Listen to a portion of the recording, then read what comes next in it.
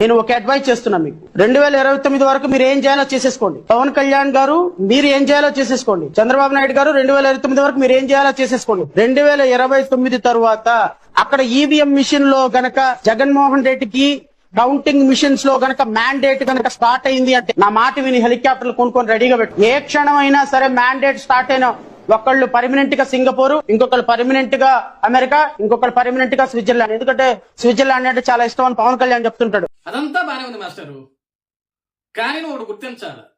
ఆంధ్రప్రదేశ్ రాష్ట్రం నుంచి సింగపూర్ కో, స్విట్జర్లాండ్ కో, అమెరికాకో హెలికాప్టర్లు పోవండి. సూటు కోట్ వేసుకుంటే సరిపోదు, క్లారిటీ ఉండాలి ఏదైనా మాట్లాడేటప్పుడు.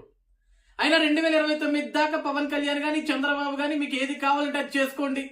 కానీ 2029కి ఏదైతే ఈవీఎం మిషన్ కౌంటింగ్ అప్పుడు జగన్మోహన్ రెడ్డికి మ్యాండేట్ వస్తుందని చూసావా, ఇక్కడ నాకు ఆశ్చర్యం కలిగింది. అసలు జగన్మోహన్ రెడ్డి మ్యాండేట్ గురించి నీకెందుకు?